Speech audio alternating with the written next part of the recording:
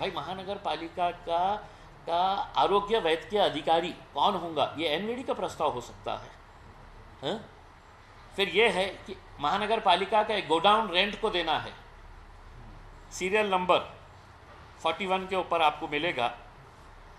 13/1/2017 को ये प्रस्ताव आया कि गोडाउन रेंट के ऊपर देने का है। इसका ठहराव कब पास किया गया? 18 फरवरी 2017 को, यानी कि 1 महीने से ज़्यादा की कालावधि के अंदर। जबकि है तो उसी वक्त जनरल बॉडी मीटिंग हो चुकी थी। वो जनरल बॉडी मीटिंग के बाद है तो बंद कमरे के अंदर ये गोडाउन किसको देने का है करके ये महापौर नगर सचिव ने ये किए हैं। हमने पूरा विथ डॉक्यूमेंट्री एविडेंस के साथ है तो लिखा लिया, उसमें कोई ये नहीं है। एक 60 फीट रोड का कोई एक काम था, सीरियल नंबर 43 का। काम कितने का है आपको पता है? 14 करोड़ 90 लाख रुपये का। ये एनवीडी का ठहराव, एडिशनल वर्क बोल के इसके अंदर 14 करोड़ 90 लाख रुपये। और बाद में जो है इसको है तो मिनट्स ऑफ द मीटिंग के अंदर ये डाल दिया गया है, जनरल बॉडी के अंदर कहीं पर भी नहीं है। इसमें मुजीब भाई को सब पता है कि कैसा चलता है करके महानगर पालिका के अंदर। आर्किटेक्ट एक मैटर के अंदर अपॉइंट करना था, वो आर्किटेक्ट का अपॉइंटमेंट एनवीडी के ठहराव के अंदर, उसका न बहुत सारे इसके अंदर ना महानगर पालिका के इनवर्ड के अंदर है ठहराव, ना आउटवर्ड के अंदर है, कहीं पर भी नहीं है। लेकिन बंद कमरे के अंदर ये एनवीडी के ठहराव बोल के इसको पास कर लिए गए हैं। तो ये ऐसे बहुत सारे मैटर्स है। 220 के 220 मैंने पूरे निकाला हूँ, और वो 220 के हिसाब से। अब मेरा ये सवाल है कि अगर अकोला के लिए कानून वही है, सेम एग्जैक्ट यही है अकोला के अंदर, एफआईआर उस वक्त के म्युनिसिपल कमिश्नर, उस वक्त के नगर सचिव और उस वक्त के महापौर के ऊपर, ये अभी आया है। ये 14 दिसंबर 2021 को ये आया है। अब हमारा ऑर्डर निकला है। अब महानगर पालिका के आयुक्त को ये भी पत्र मैं आपको दूंगा, मैंने जो शिकायत लिखा हूँ वो भी मैं आपको दे दूंगा। तो उसमें सवाल ये पैदा होता है कि अब आयुक्त इसकी इंक्वायरी किससे करवाएंगे? भाई आपके तो हम्माम में पूरे महानगर पालिका के अंदर ऐसा अंधाधुंध कारोबार चल रहा था, तो सिर्फ महापौर या सिर्फ नगर सचिव ऐसा नहीं हो सकता है, बाकी सबने आंख बंद करके बैठे थे, ऐसा नहीं है उसमें। तो मैं आयुक्त साहब से यही अनुरोध करूंगा कि अगर ये मैटर की इंक्वायरी जुडिशियल लेवल के ऊपर अगर करते हैं तो ठीक, और इसके ऊपर अगर कार्रवाई नहीं होती है तो मैं फिर अदालत के अंदर पूरे सबूत के साथ जाऊंगा। अब इसमें छेड़छाड़ करने की गुंजाइश इस वजह से नहीं है कि जो ओरिजिनल जितने कॉपीज़ है वो सर्टिफाइड कॉपीज़ मैंने पूरे निकाल लिया हूँ। 220 के 220 मेरे पास ठहराव की कॉपी है उसमें। एक रोड का काम का कितने करोड़ का है पता है? 25 करोड़ रुपये का। एनवीडी का ठहराव 25 करोड़ रुपये का। भाई जनरल बॉडी के अंदर क्यों नहीं लिया गया? आपको कुछ छुपाना था, आपको कुछ चोरी करना था, इस वजह से आप 25-25 करोड़ रुपये के ठहराव। बाद में आप उसका टेंडर निकाल दिए, डायरेक्ट टेंडर निकाल दिए है आपने। यानी कि इसका मतलब ये है कि आपको किसी ना किसी को, कितने ऐसे जो गाड़े थे, जो महानगर पालिका के शॉपिंग कॉम्प्लेक्स के गाड़े थे, जो दुकानें थी, वो एनवीडी के ठहराव में, एनवीडी के ठहराव के अंदर महानगर पालिका के मार्केट के दुकाना जो है वो दी गई है। जो कम्युनिटी सेंटर्स है वो एनवीडी के ठहराव के अंदर दिए हैं। 220 के 220 मेरे पास है इसका। तो मेरे हिसाब से इनके ऊपर तो इंक्वायरी भी करने की ज़रूरत नहीं है। इसमें कमिश्नर ने सिर्फ सीधा देखना ये नियमों का उल्लंघन हुआ है और ये दोनों तीनों को जेल में डालना, इनकी जगह कोई दूसरी हो ही नहीं सकती है। और इसमें मैं चाहूँगा कि भाजपा वाले भी और शिवसेना वाले भी, जो मैं हमेशा कहते आया हूँ कि ये शहर को बर्बाद करने के अंदर ये महानगर पालिका की जो टोली थी, जो गैंग थी, वो गैंग नहीं थी, वो गैंगस्टर्स थे पूरे, वो डाकुआ थे जिन्होंने शहर को लूट के खाने का काम किया है। अब अगर इसके ऊपर अगर भारतीय जनता पार्टी के मंत्रियां अगर ईमानदार होंगे तो उन्होंने आयुक्त को एक पत्र लिखना और ये मांग करना कि ये जितने भी ठहराव हुए हैं इसके ऊपर ईमानदारी से है तो इसकी इंक्वायरी कराई जाए। शिवसेना के नेताओं के अंदर अगर ज़रा भी ईमानदारी बची होंगी, कौन से गट के है ये मायने नहीं रखता है, लेकिन तुम इस शहर के है अगर तुम्हारे अंदर ईमानदारी है, वरना मैं ये समझूंगा कि कुछ हिस्सा तुम लोगों के पास भी गया है करके उसमें। तो मैं अतुल सावे साहब, डॉक्टर भागवत कराड़ साहब, संजय सिरसाट साहब, प्रदीप जायसवाल साहब, चंद्रकांत खैरे साहब, ये जितने भी साहब लोग हैं, ये साहब से ये अनुरोध करूंगा कि एक पत्र महानगर पालिका के आयुक्त को दीजिएगा कि ये एक ऐसा हमारे पास से गवर्नमेंट से एक लेटर आया है कि इसकी इंक्वायरी कराई जाए करके, और आप इसकी सखोल चौकसी करें करके उसमें। तो ये मामला मेरे हिसाब से बहुत ही गंभीर है, इसको बहुत ही गंभीरता से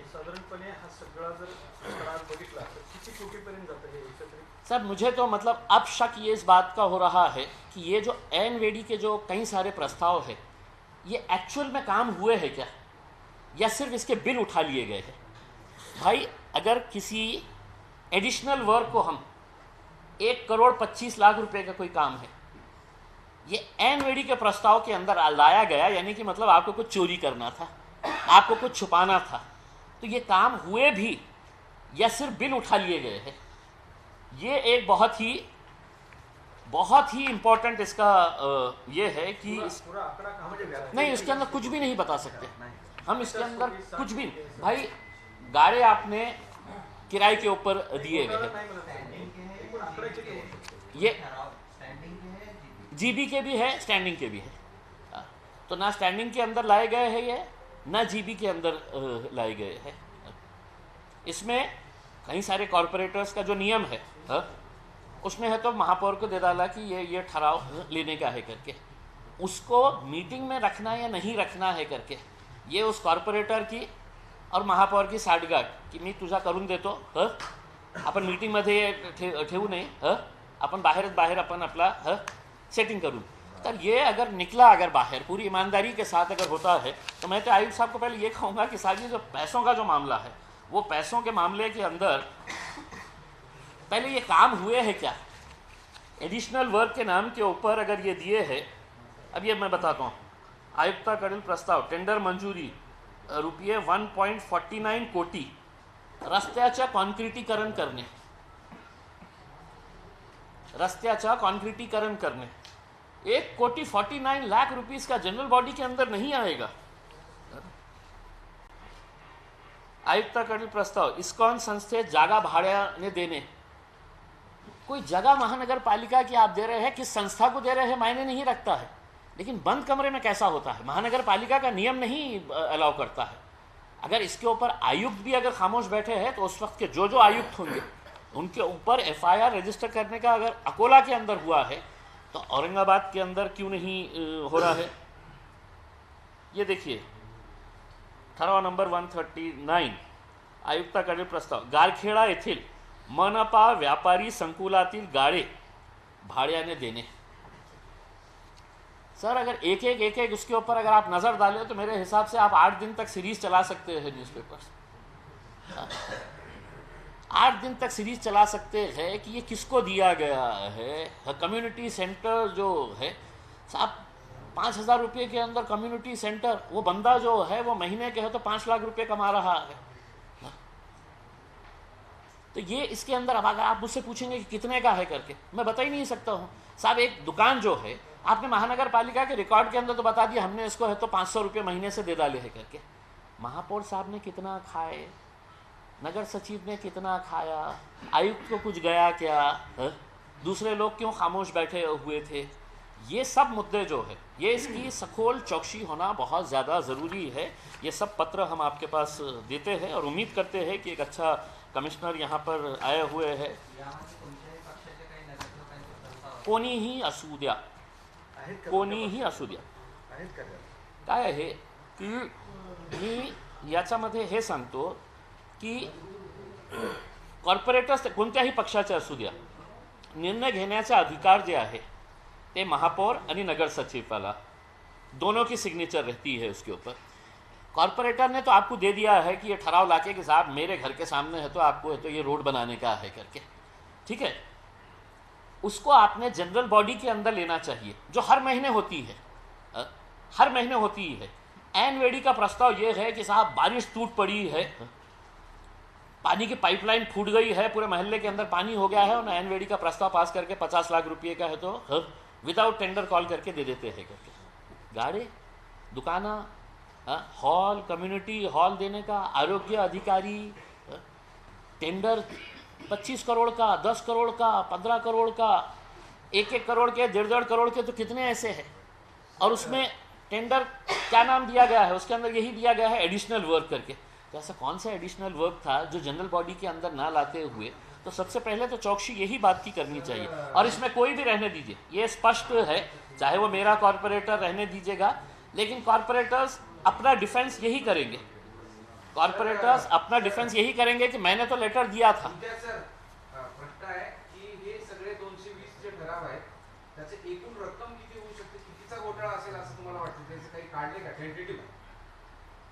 नहीं, हाँ मतलब ऐन वेड़ी के प्रस्ताव अगर देखेंगे ना, अगर 25 करोड़ 15 करोड़ मेरे हिसाब से तो तो एक 100 करोड़ रुपये तो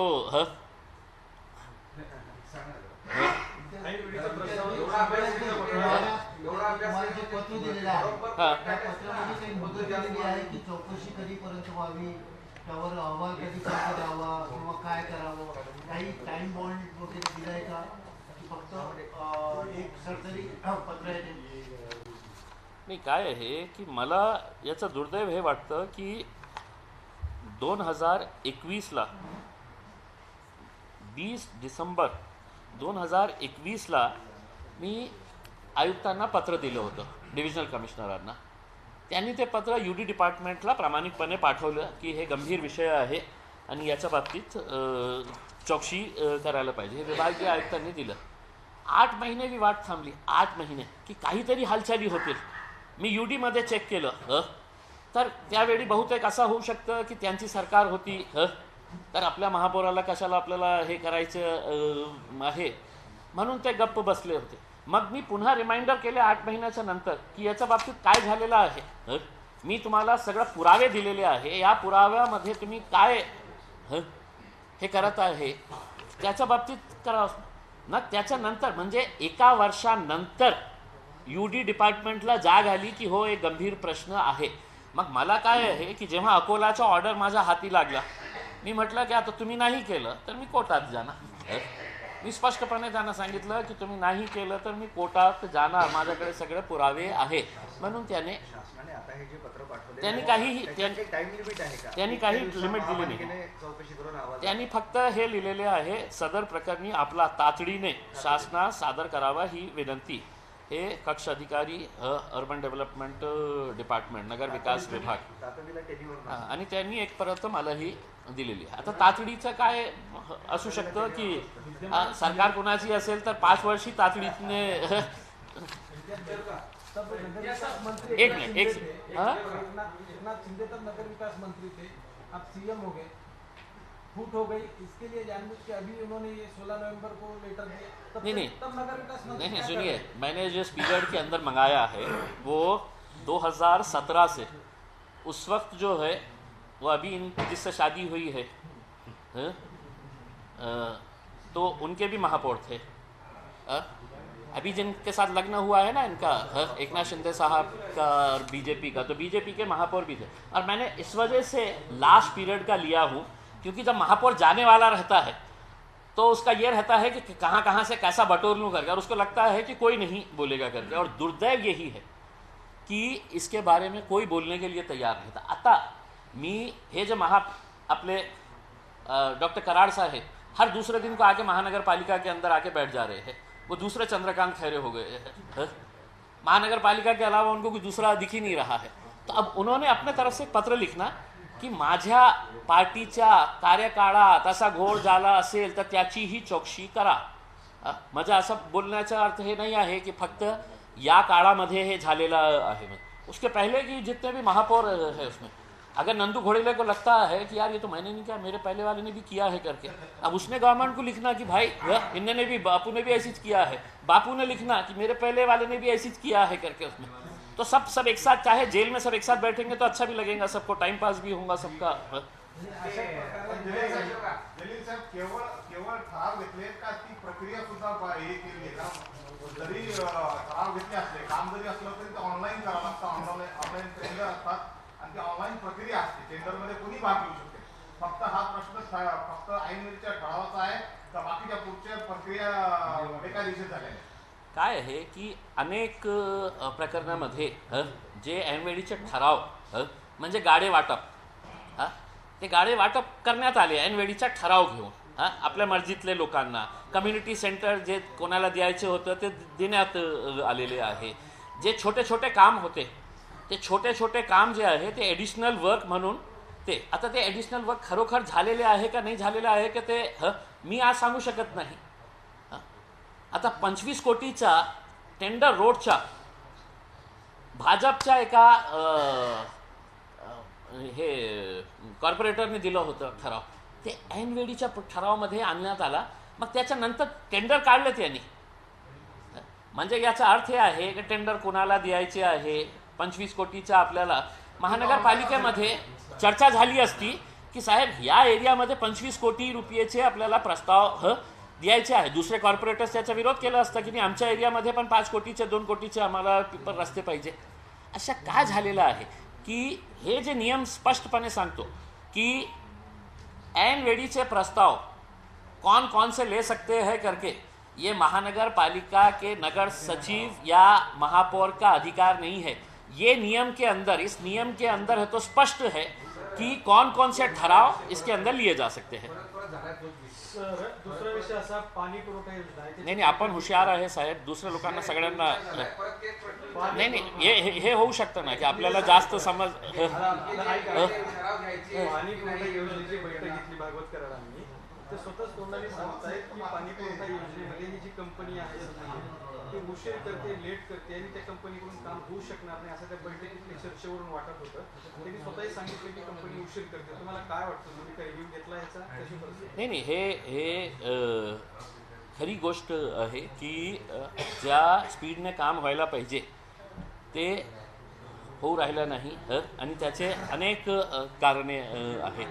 म्हणजे मला तर एक स्पष्ट सांगायचे आहे की आपल्याला एक तिथे महाराष्ट्र जीवन प्राधिकरणमध्ये एक ऑफिसर होतं ते सुरुवातीपासून तो ऑफिसर नाही का हे औरंगाबाद पाणी पाईपलाईनच्या अजय सिंग ते हाताळत होतं. आता त्याला प्रमोशन दिले आणि त्याला ट्रान्सफर करून टाकले. आता मला हे सांगायचे आहे की एक शहराच्या पाणीच्या आपण पूर्ण होईपर्यंत त्या ऑफिसरला आपण का ठेवत नाही. कोणीही असू द्या कि बाबा तुमच्या हातात आम्ही दिलेले आहे करके. और दूसरा ये है कि ये सिर्फ मैं पहले से भी बोल रहा हूँ कि कितना भी कर ले ये सिर्फ आपको दिखाने के लिए ये कर रहे हैं. एक तरफ अतुल साहब बोलता है कि मैंने लाया. अरे भाई तुमने लाया तुम्हारी सरकार है तुमने अपने जेब से नहीं लेके आए हुए हैं. लोग पूछ रहे हैं हमको पानी कब तक मिलने वाला है करके. अब तुम्हारी मीटिंगों से अगर पानी अगर हो रहा होगा उसके अंदर तुमने ठेका देते वक्त क्या करे हुए है क्या नहीं करे हुए है इसके अंदर. लेकिन लोगों को पानी चाहिए ये इम्पॉर्टेंट है. बॉडी डिझॉल्व झाल्यानंतर सुद्धा आयुक्तांकडे काही अधिकार असताना असे ठराव घेण्याची चर्चा आहे. नाही ते नियमप्रमाणे जेव्हा बॉडी नसतं तर ॲडमिनिस्ट्रेटरला ते पावर्स असतं हे नियमाप्रमाणे. अब इसके अंदर अगर कोई बहुत ज़्यादा अगर इलीगैलिटी होती है इस बुक से हटके अगर कहीं जाता है तो वो उसको हम रेस कर सकते हैं इसके अंदर. लेकिन अगर बॉडी ही नहीं है और तुम बोलेंगे कि नहीं आयुक्त ने है तो कोई ठराव लेना ही नहीं कोई काम करना ही नहीं है तो मेरे हिसाब अगर ऐसे कुछ ठराव अगर माझा प्रश्न असा आहे मी तुम्हाला समजला असेल की बॉडी असताना असे ऐनवेळचे ठराव घेतले जे काहीतरी गडबड आहे.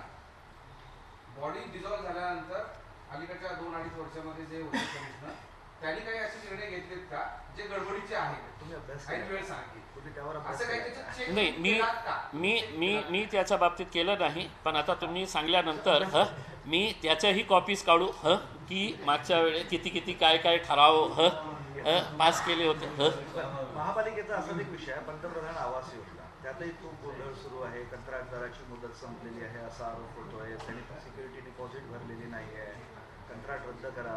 तुम्हाला आवडणारे एक नेते त्यात खूप जास्त इंटरेस्ट घेत आहे. काय चालू आहे म्हणजे दिशाची जी बैठक झाली होती तुम्ही होते त्यात चौकशीची माहिती आदेश दिले होते. देखिए एक तो मैं आपको ये बता दूं कि अभी 8 दिन पहले ही यूडी की मीटिंग हुई थी और मैं पिछले 3 साल से सेंट्रल गवर्नमेंट के अर्बन डेवलपमेंट कमेटी का सदस्य हूँ.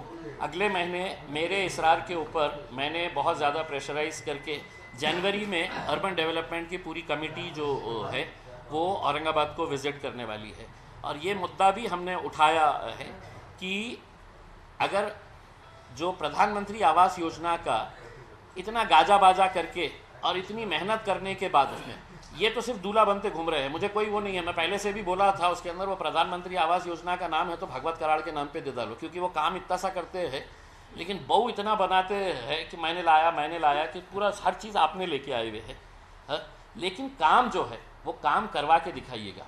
भाई हर चीज़ हो गई है, उसके बाद है तो कोई एक इंक्वायरी कमेटी बिठाई जा रही है, वो लैंड के इश्यूज चल रहे हैं। हमने बोला कि आपने 4 लैंड्स दिए हुए हैं, कम से कम गरीबों को ये विश्वास तो दिलाओ कि भैया हमारा घर बनने वाला है करके। एक लैंड तो क्लियर होगा, एक लैंड के ऊपर कम से कम काम तो करो। और मैंने खुद ने बोला कि मतलब उसके उद्घाटन के लिए हम खुद चाहेंगे कि पंत प्रधान नरेंद्र मोदी जी को हमने यहाँ पे बुलाना चाहिए करके।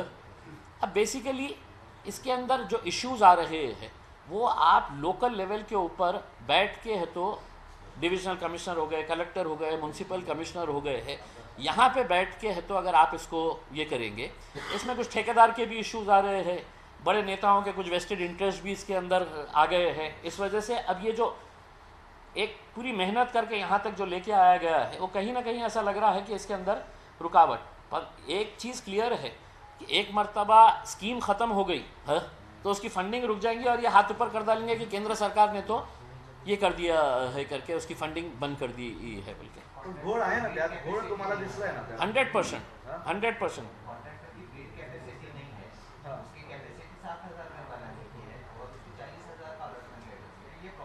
तो मेरा क्या है, ठीक है ना, 7,000 की कैपेसिटी है, तुमने किसी को दे डाले है करके, कम से कम एक लैंड जो तुमने 4-5 लैंड जो दिए हुए है वो 7,000 के तो कम से कम उससे शुरुआत करवाने लगाओ, लोगों को विश्वास तो दिलवाओ कि भैया ये 7,000, 700, 200, 500 घर की हम शुरुआत तो कर रहे हैं। मार्च में बँक गॅरंटी म्हणजे काय आहे की जोपर्यंत तुम्ही त्याच्यासोबत बसणार नाही, जो सोबत म्हणजे तुम्ही लोकल लेवलची एक कमिटी करा ना, मतलब इतनी बड़ी स्कीम है वो, इतनी बड़ी स्कीम कि 50,000 गरीबों को घर मिलने वाला है।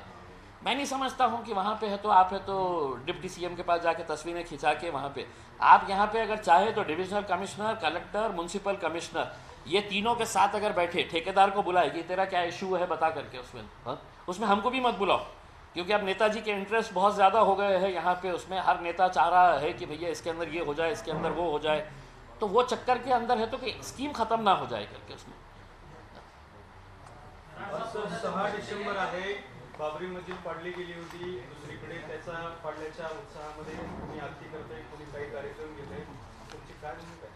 देखिए अब जो भी है ये पिछले कई सालों से ये चलता हुआ आ रहा है, बाबरी मस्जिद की शहादत जो है वो यकीनन मैं समझता हूँ कि हिंदुस्तान में आज़ादी के बाद जो 4-5 घटनाएं बड़ी हुई है जिससे देश कमज़ोर हुआ है उसमें बाबरी मस्जिद की एक शहादत है। अब यकीनन अगर वो मस्जिद शहीद की गई है तो मुसलमानों को इसको बात का तो अफसोस होगा ही, और जिन्होंने उसे शहीद की है वो जश्न हर साल मनाने वाले हैं, तो उसके ऊपर अब हम बहुत ज़्यादा ये नहीं है ये बोलते रहते हैं, घोषणा देते हैं कि ये तो जाती है काशी मथुरा बाकी। देखिए अगर इस मुल्क के अंदर अगर कानून है, अगर संविधान है तो वो हिसाब से चलेगा, वरना नारों के हिसाब से और सत्ता के हिसाब से चलने लगा तो फिर मुश्किल है। तुमचे मित्र वंचित आता ते शिवसेनेसोबत गेले, ते तुमच्यासोबत येईल अशी तुम्हाला आशा अपेक्षा होती, तुमची आयडियोलॉजी जुळते असं तुमचं म्हणणं होतं वर्षभराआधी, आता ते तिकडे गेले? नहीं, मेरा आज भी ये मत है कि अलायन्स ऑफ नॅचरल चॉईस जे आहे ते मुस्लिम्स आणि दलित, कारण काय आहे की सर्वात जास्त कुणाचा उपयोग राजनीतीमध्ये करण्यात आलेला आहे सत्तेपासून दूर ठेवण्यासाठी, तर ते एक मुस्लिम समाजाचा आणि एक दलित समाजाचा, म्हणजे एक नॅचरल एक बॉन्डिंग होती की जेव्हा आम्ही बाळासाहेबसोबत गेलो होतो तर दलित समाजामध्ये एक उत्साह होता, मुस्लिम समाजामध्ये एक उत्साह होता, ते काही कारणाने पुढे राहिलं नाही। पण असं नाही आहे की सगळं संपलेला होता। आपल्याला एक लार्जर पिक्चर अपन देखे होते कि समाज के बारे में सोचना बहुत इम्पॉर्टेंट था उसमें, कि समाज को क्या चाहिएगा करके। अब अगर वो किसी के साथ जाते हैं तो हर पार्टी का अपना अधिकार है की वो किसके साथ जाना बाळासाहेबांनी विचार केला नाही लार्ज स्केलचा. हं? बाळासाहेबांनी विचार केला नाही, नाही त्यांची larger पार्टी आहे, मी त्यांच्या बाबतीत बोलू शकत नाही ना भाई. त्यांची डिफरंट पार्टी आहे. त्यांना असं वाटलं असेल की नाही एक इलेक्शन आपण केलेलं आहे, आता आपण दुसरं इलेक्शन यांच्यासोबत जाऊ. तर मी त्यांना पण एक लार्जर पिक्चर म्हणून आम्हाला असं वाटत होतं की दलित आणि मुस्लिम एकत्र आले तर आम्हाला दुसरं कोणाचीही आवश्यकता नाही. आम्ही सत्तेमध्ये आले असते. कमीत कमी नाही तर आम्ही तर बाळासाहेबांना हे सांगितलं होतं की तुम्ही किंग असणार किंवा किंग मेकर असणार महाराष्ट्रामध्ये. पण ते तसं झालं नाही, दुर्दैव आहे म्हणजे. हाँ वो हट जाओ. हाँ हाँ एक मिनट. सारी बात है. अब देख देख कोई लोन लेता है तो उसके घर में जब्त होता है, कार्रवाई होती है. तो क्या ऐसी कार्रवाई होगी कि जो जिन्होंने कविता में घपला किया है उनके घर उनके बंगले जब्त किए जाए, कार्रवाई हो? है आपने इसके बारे में कुछ जानकारी? आप एमआईएम से टिकट लो, इलेक्शन लड़ेंगे पहले.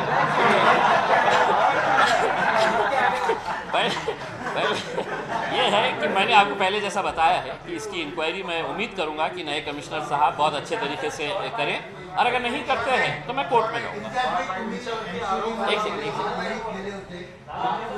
हाँ एक मिनट.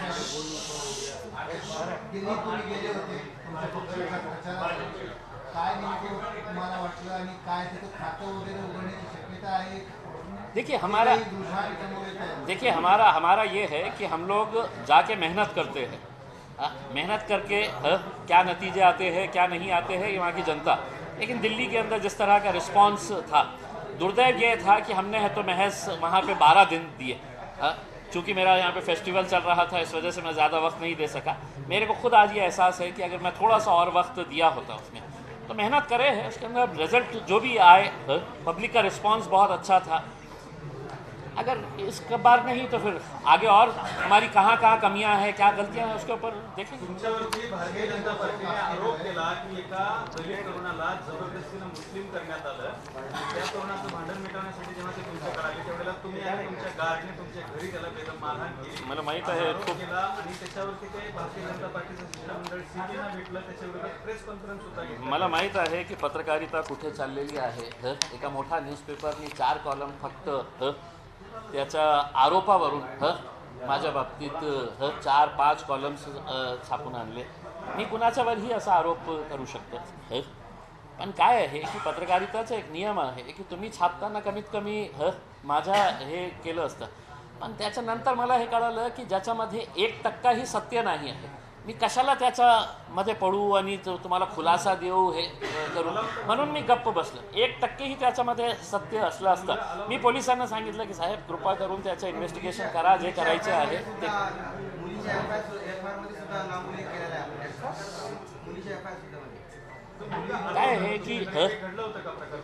काय आहे की ज्याच्यामध्ये 1% सत्य नाही आहे. आता तुम्हीच विचार करा ना की मी बेधर्म मारहाण केली 2 महिन्यापूर्वी. तुम्हाला चोट आता 2 महिन्यानंतर लागली. अरे बापरे 2 महिना अगोदर त्याने मारलं होतं मला खूप आता. ऐसा नहीं होता है. मतलब ये है की मला दुर्दैव याचं हे वाटतं की अतुल सावे एक मंत्री आहे आणि त्यांनी जाऊन ज्या पोलिसांवर प्रेशर आणलं, बहुतेक त्यांची अशी मानसिकता असेल की बाबा दलित समाजाला आपण यांच्यापासून कसा दूर करता येईल. आणि ते पोलिसांवर जाऊन काय हे करत होते की माझ्यावर ॲट्रोसिटी. अरे काहीतरी त्याच्यामध्ये तथ्य असलं. असं नाही आहे की तू मंत्री आहे आणि तुझ्या सांगण्यावरून कोणाच्यावरही हे होऊ शकतं, असं नाही आहे. त्याच्यामध्ये काही तथ्य असले असते तर मी त्याच्यावर नक्की मी बोललो असतं. मी घाबरणारा नाही आहे. असे 50 असून सावी येऊ द्या. धर्मांतर सुद्धा झालेलं आहे. त्या मुलाची सुनता करण्यात आली आहे, त्याचा धर्मांतराचा करा प्रयत्न ना. सुद्धा आहे. त्याचं काय झालेलं आहे त्याची पोलिसांनी इन्व्हेस्टिगेशन करा, जे करायचे आहे ते करा. मला कशाला त्याच्यामध्ये खेचण्याचा प्रयत्न. नाही काय आहे की पोलिसांनाही सगळं माहीत आहे. मी तर स्पष्टपणे सांगितलं होतं की साहेब त्याची सखोल चौकशी करा. नाहीतर मी आपल्याला आजही सांगतो की एक सेकंड जरा पीछे जाओ, मैं तो बाहर कर. नहीं तो मैं तो ये बोल रहा हूँ कि उसमें जिन जिन लोगों ने मेरे ऊपर आरोप लगाए हैं, मेरा भी नार्को एनालिसिस टेस्ट किया जाए और उनका भी नार्को एनालिसिस टेस्ट किया जाए, माझाही लाई डिटेक्टर टेस्ट किया जाए और उसका पूरा पैसा जितना भी लगेगा वो मैं देने के लिए तैयार हूँ. जिन जिन लोगों ने मेरे ऊपर आरोप लगाया है, मग तुम्हाला कळेल की काय सत्य आहे, कशा प्रकारचं घाणेरडे राजनीती हे करत आहे. अरे हिम्मत असेल तर समोरून घ्या ना. अशा कशाला कुणाच्या मागे येऊन की पोलिसांवर दबाव टाकण्याचा. कोणी कोणी फोन केले, कुठे कुठे मतलब कोणकोणत्या मंत्र्यांनी फोन केलं. अरे तुमची सत्य आहे तर का तुमच्या बापाचा राज आहे का. मी घाबरणारा नाही आहे. मी स्पष्टपणे सांगतो उसमें जे आहे तर खरं आहे तर हिम्मत असेल तर समोरून घ्या. कुछ तो भी एक बनी बनी कहानी बना देना है. 1% भी अगर उसके अंदर सत्य होगा, 1% भी, तो मैं बिल्कुल है तो उसमें हिचकिचाऊंगा नहीं. कुछ भी नहीं, मन घड़त कहानी बना के है तो तुम बोल रहे हैं कि हम ये कर डालेंगे, हम वो कर डालेंगे. आणि पेपरवाले 4 कॉलम छापण्यात आलं. म्हणजे त्याच्या आरोपावरून मी केलं आरोप तर देतं का 4 कॉलम. करतो तुमच्या संपादकावरून, संपादकला असंच आरोप करतो मी. नका म्हणावं.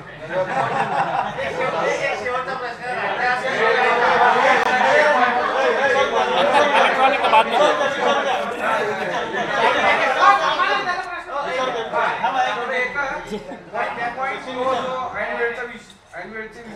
थोडासा जास्त झाला.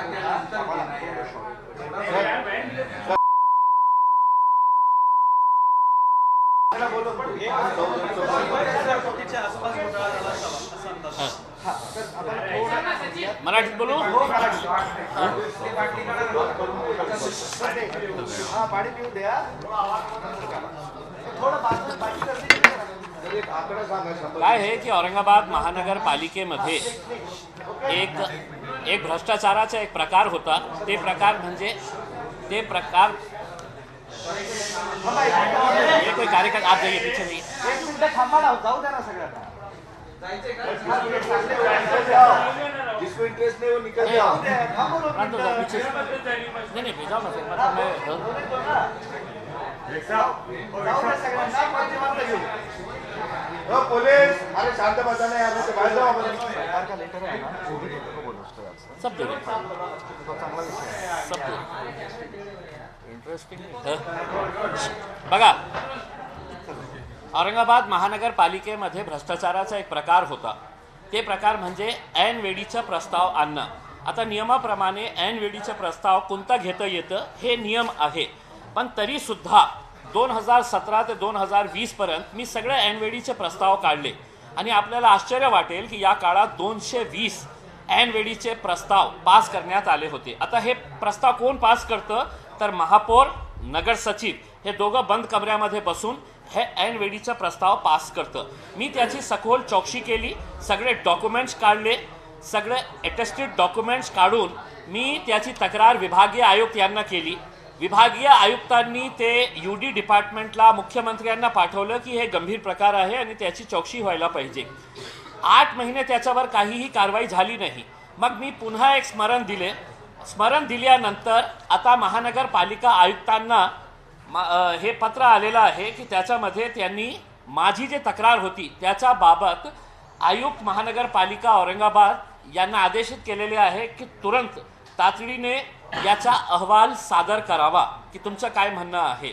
मला हे सांगायचे आहे की हे जे प्रकरण सखोल चौकशीमध्ये गेले तर मला वाटतं की कमीत कमी 100-150 कोटी रुपयेचा हे भ्रष्टाचार बाहेर निघतील.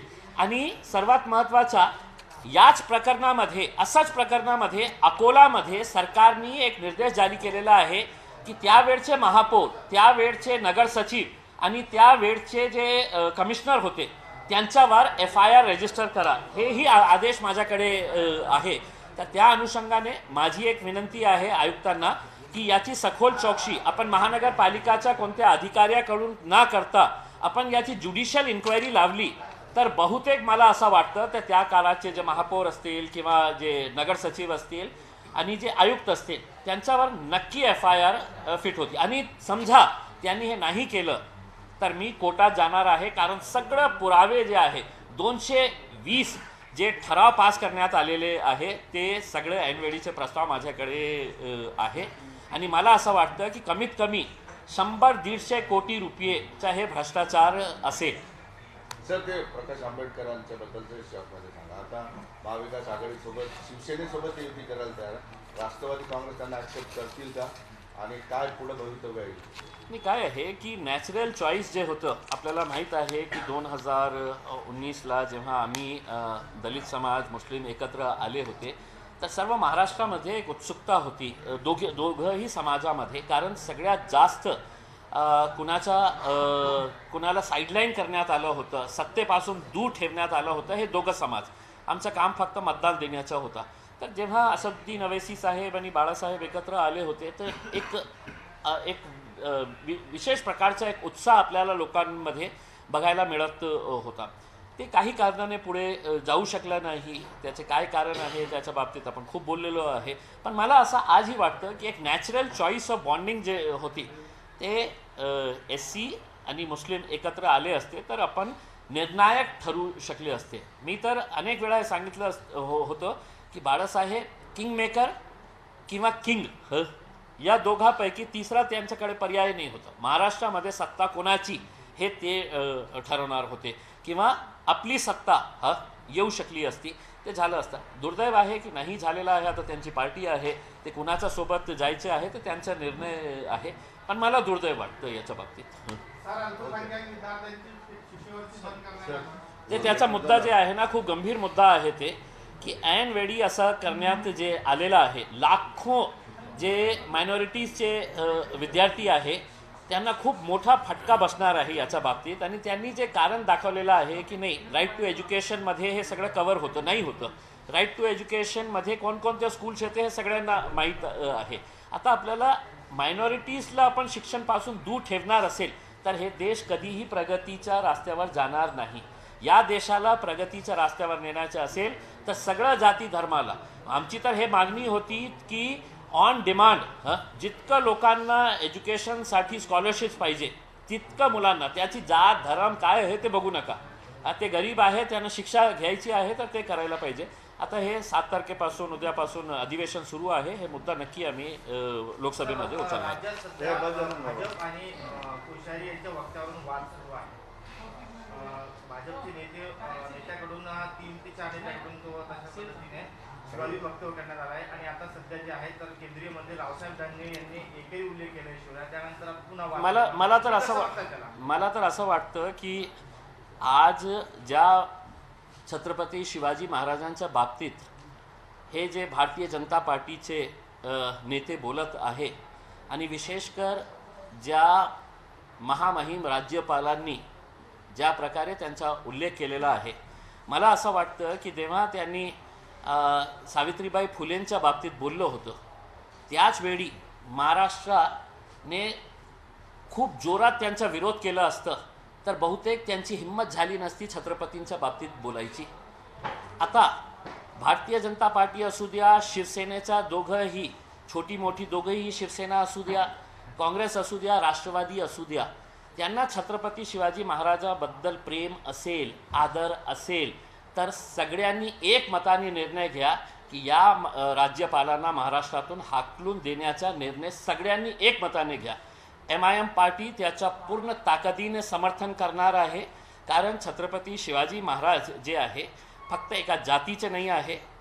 त्यांचा आदर आम्हीही कधीही, दानवे साहेबांना हे माहीत नसेल की आम्ही एकदाही कधीही छत्रपती शिवाजी महाराजांना शिवाजी म्हणून आम्ही बोललो नाही.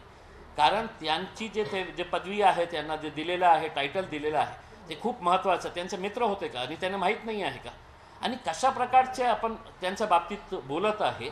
मला तर हे सांगायचे आहे की भारतीय जनता पार्टीच्या कोणत्याही मंत्र्यांना कोणत्याही कार्यक्रमामध्ये छत्रपती शिवाजी महाराजांचं नाव घेण्याचा अधिकार असायला नको. कारण तुम्ही आता तुमची परीक्षा आहे की तुम्हाला ते कोश्यारी महत्त्वाचे आहे, कोश्यारीचा तुम्हाला जास्त आदर आहे किंवा छत्रपतींचा आदर आहे, हे तुमच्या ॲसिड टेस्ट आहे. आता हे टेस्टमध्ये तुम्ही पास होणार का फेल होणार हे तुमच्यावर निर्भर आहे. राजनैतिक मतभेद काहीही असू द्या, कोणत्याही असू द्या, आम्ही याचा कडा शब्दाने आम्ही निषेध करतो. आणि आज आम्ही याच्याच बाबतीत एक निदर्शन करणार होतो, पण आज आम्हाला पोलिसांची परवानगी मिळाली नाही, कारण आज बाबरी मस्जिदचा इश्यू आहे, बाबासाहेब आंबेडकरांचा हे दिवस आहे आणि दुसरे कार्यक्रम. तर उद्या क्रांती चौकवर माझ्या पार्टीच्या वतीने, MIM पार्टीच्या वतीने छत्रपती शिवाजी महाराजांचा जे कोणी अशा प्रकारची भाषा वापरली आहे त्याचा निषेध करून मला तर हे सांगायचे आहे की हे गव्हर्नर कोश्यारीला पाठवल्यानंतर महाराष्ट्राला कोणत्याही गव्हर्नरची पोस्टच ॲबॉलिश करा तुम्ही. ते कसलीही कॉन्स्टिट्युशनल पोस्ट नाही आहे. जे अधिकार गव्हर्नरला देण्यात आलेले आहेत ते अधिकार आपण चीफ जस्टिसला देऊ शकतो. म्हणजे कोट्यवधी रुपये आपण हे असे प्रकारचे ते कॉन्स्टिट्युशनल पोस्ट राहिलेली नाही, ते पॉलिटिकल पोस्ट झालेली आहे. जे आपल्या पार्टीसाठी सेवा करतो त्याला आपण एक कुठेतरी एक चांगलं गिफ्ट म्हणून आपण गव्हर्नर आणि ते आल्यावर अशा प्रकारचे भानगडी करतं. तुरंत कोश्यारीला महाराष्ट्रातून हाकलून द्यायला पाहिजे या शब्दात मी बोलतो. आणि भारतीय जनता पार्टीच्या कोणीही असू द्या किंवा शिवसेनेचा कोणीही असू द्या याचं समर्थन करणार असेल तर त्यांनी या 2 दिवसामध्ये निर्णय घ्यावा की नाही, आमच्यासाठी कोश्यारी महत्त्वाचे आहे, छत्रपती नाही आहे. त्यांनी बोलून द्या. नाही तर तुम्ही पण मागणी करा की हे कोश्यारी आम्हाला नाही पाहिजे. 17 तारखेला महाविकास आघाडीचा मोर्चा आहे, त्याच्यात ही प्रमुख मागणी कोश्यारी हटवा. मग MIM पार्टी आम्ही तर 17 कशाला, मी आजच हे मागणी करलो. मोर्चा सहभागी होणार ना? नाही, मोर्चामध्ये काय आहे की त्यांनी, मी ऐकलं उद्धव साहेबांचं हे जे छत्रपतींचा आम्ही आदर करतो साहेब, फक्त राजनीतीसाठी नाही करतो. आम्ही छत्रपती शिवाजी महाराजांचा खूप आदर करतो. आणि आजही आम्ही जे मागणी तुम्ही 17 तारखेला केलेली आहे, मी तेच मागणी आज करत आहे, कोश्यारीला महाराष्ट्रातून हाकलून द्या. ABP माझा, उघडा डोळे बघा नीट.